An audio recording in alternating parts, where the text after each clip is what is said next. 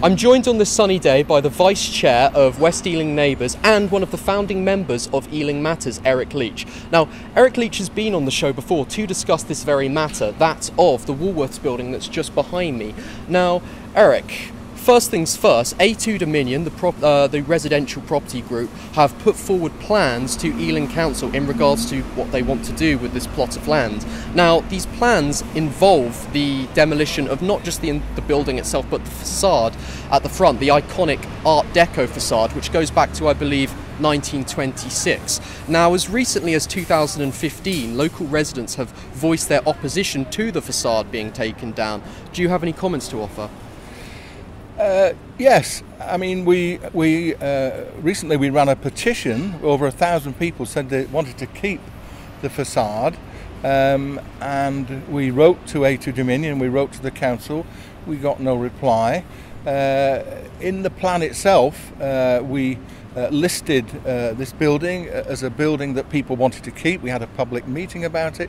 It's one of the buildings they wanted to keep, and now this planning application has come in to build a huge residential tower block and demolish the facade. Now, as you see, it looks like it's being demolished now, but ostensibly this is here because of tremors that were felt for the residential block that's being built next to it by Thames Valley Housing Association. So, but what it does, it means that people can't see the facade. So we are led to believe that it's there to strengthen it and maintain the facade, which is ironic given that they want to knock it down. Of course. Now, speaking about the plans, some of the nitty-gritty details of the plans which you kindly shared with myself and a whole host of other people, let's talk about the height of the building first. 15 stories.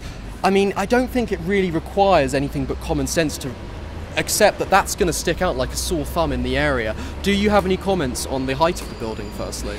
Well, it seems inappropriate. It's much higher than anything else. It's right on the street. The building next to it isn't as big. The new mosque that's being built isn't as big. Greenman Lane behind it isn't as big. The existing buildings aren't as tall.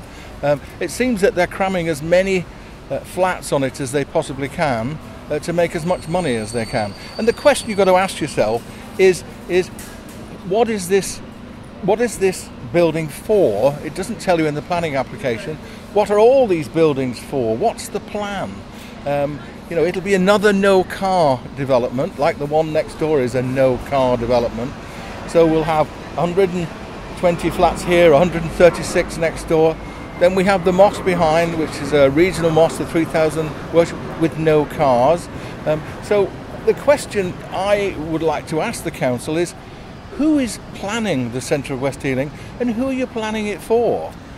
Now, in 2012, the council produced its own plan for Ealing, and this did not list this building as something that should be redeveloped.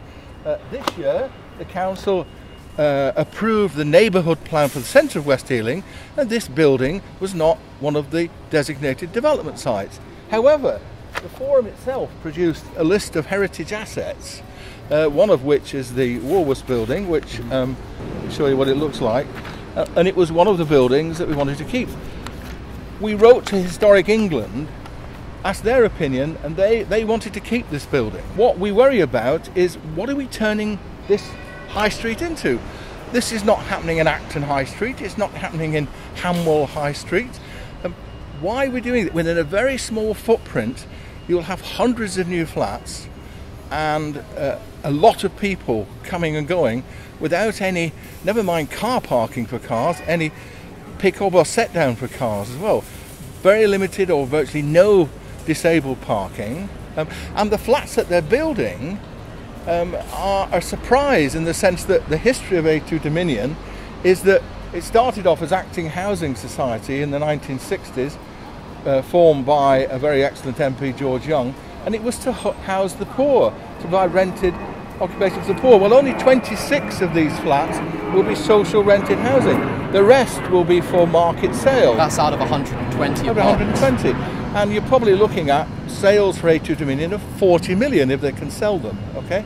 So a lot of them are one-bedroom flats. So I'm not convinced there is this massive demand for people to pay £400,000, £500,000 for a one-bedroom flat. So No, the application itself is completely dysfunctional. There's no statement of planning, there's no transport plan, there's no sustainability plan, there's no design and access statement, there's no statement of community involvement. It's just a whole bundle of 42 documents unlabelled, mostly elevations and floor plans. Okay, so I've written to the chief planning officer saying, where are the other documents? You've obviously spoken to a plethora of local people due to your engagement with local groups, local residential groups. What have you heard from them? Has there been a common consensus on the matter? Well, there has, and I mean, here you'll find over 1,000 signatories to a petition to keep the facade. So over 1,000 people who live here want this facade to be kept and maintained. It could have been kept and maintained as part of the development. Who is the person or the group of people who doesn't live here who wants to destroy this, whereas local residents clearly want to keep it? So where's the local democracy? Where are we meeting local people's needs here? We're not meeting them at all. I think one fairly pertinent point to bring up here is that according to the plans you've shared with me, the building will be 571 housing units, residential units per hectare, which vastly exceeds current London plans. Do you have any comments on that? Well, not only doesn't it exceed the current London plan, of course, new mayor, new London plan. So Sadiq Khan's draft new London plan, it exceeds that as well. So what's the point of actually having a regional plan for London, specifying housing densities, and then local authorities just ignoring them? I mean, what's the point? No, some of the problem here is the planning system. The planning system allows Ealing planners to do this stuff. So to some extent, the planning system is deficient. So you've got to ask yourself about the planning system. What is it there for?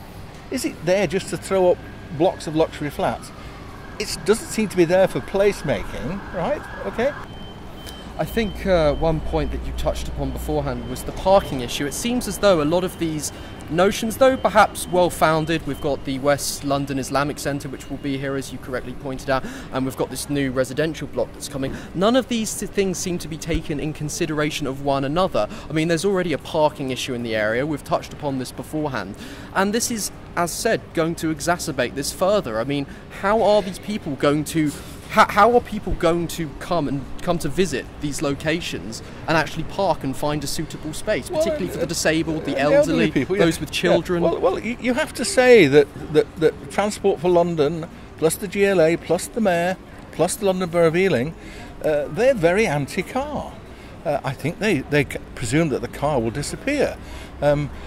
So there's council's got a grant of the total grant is 8.6 million for a thing called Livable Neighborhoods, which plans to put a dedicated cycle track through the centre of West Ealing, which does on the face of it seem quite extraordinary, given you've got dedicated bus lanes as well. What I want people to do is to have a look at the, albeit not very impressive, list of documents on the council website.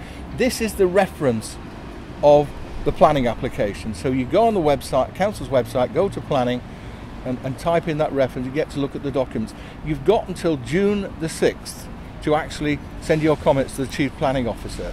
I recommend you do that.